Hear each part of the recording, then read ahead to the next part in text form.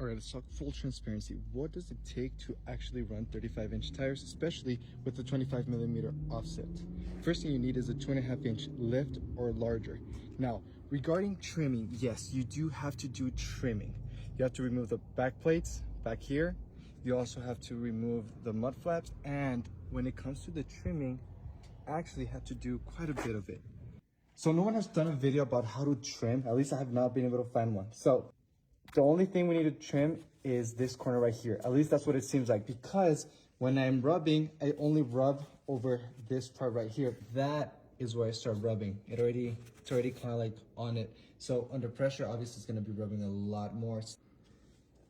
All right, the first thing I'm gonna do, I'm gonna take off this bolt here. There's gonna be a bracket under. I'm not gonna try to remove it. I'm gonna try to work around it. I'm not trying to remove anything that has to do with the mud flaps, in case I do end up getting some larger mud flaps that I want to install. All right, so this is the whole area that I want to cut off. This is the bracket I was talking about. I want to cut from here all the way across this way under this liner here. I'm going to be marking it with some Sharpie, and then I'm going to use some pliers to cut it.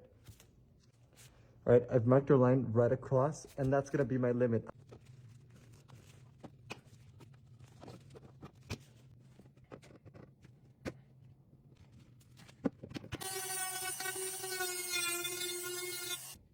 All right, so technically, this whole corner that was here was cut off.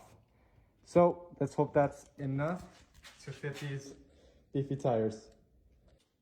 All right, this is how it turned out. I already sanded it at the edges so that they're smooth. This is where most of the contact was happening.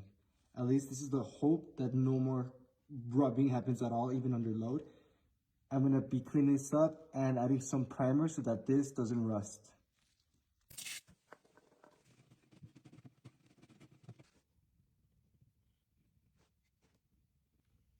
All right, this is the other side. I already sanded it and primed it. So it's all good to go.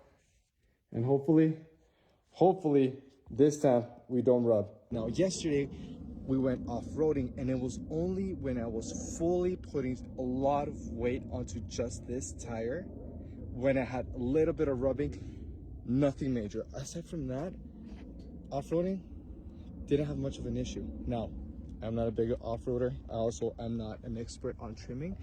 So take this all with a grain of salt, but this is what I had to do to make it successful. Didn't find any information of anyone else doing it.